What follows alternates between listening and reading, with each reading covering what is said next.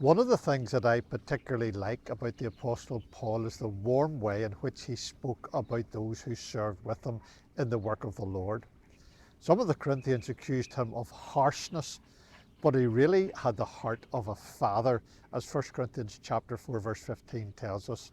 And this is seen in the verses that we are going to read today from 2 Corinthians chapter 8 verses 22 to 24. And we have sent with him our brother, whom we have oftentimes proved diligent in many things, but now much more diligent upon the great confidence which I have in you. Whether any do inquire of Titus, he is my partner and fellow helper concerning you, or our brethren be inquired of, they are the messengers of the churches and the glory of Christ. Wherefore show ye to them and before the churches the proof of your love and of our boasting on your behalf. I am of a slightly or possibly considerably pessimistic outlook, but I love to meet people who are optimistic and positive. Indeed, I feel that I need lots of those people around me to counteract the negative vibes that I seem to give off. In contrast, Paul was positive, and I think that those surrounding him were, for the most part, positive people too. In these verses, we have Titus and two other brethren whose names are not given. Titus is described here as my partner and fellow helper in verse 23.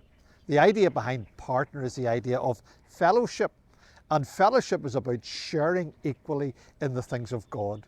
The two disciples, Simon and Andrew, had been fishermen on the Sea of Galilee, as had James and John. And we read that James and John were partners with Simon, Luke chapter 5 verse 10. They worked together through thick and thin. They shared in the joy of fruitful nights when the fishing was good, and they shared in the disappointments when it was not. That was like Paul and Titus. They were in it together, faithful and dependable, steady workers. Little wonder Paul calls him a fellow helper. Perhaps that is a challenge to us all.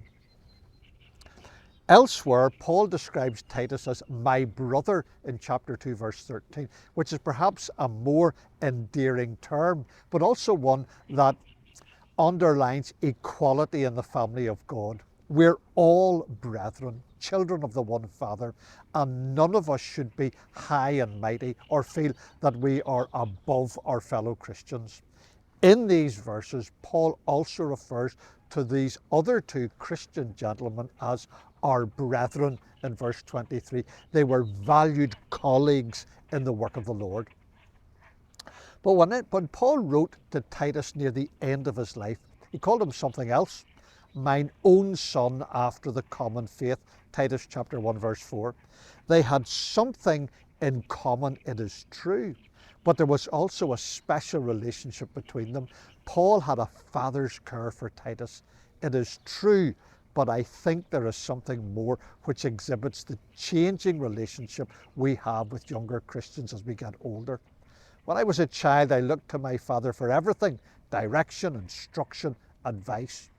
As I got older and learned more, I sought confirmation from him. When I was married and the family came along, our relationship became more the one of equals. But as he retired and age began to take its toll, he began to look to me for advice and help. And in a sense, the roles were reversed. And perhaps there is something of that in Paul's letter to Titus. Paul is now depending on Titus to carry on the work that they had been involved in together for so long. And I wonder how good we are at passing things on to the next generation. The three men together are called the glory of Christ in verse 23. The same expression we read earlier in the letter, where Paul writes about the gospel of the glory of Christ in verse 4 of chapter 4. These men were good ambassadors for the gospel. They are a credit to Christ, is what F.F. Bruce writes of this.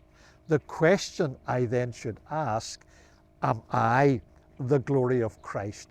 Do I reflect the gospel in how I live? Titus did, these two brethren did, Paul did. Do I?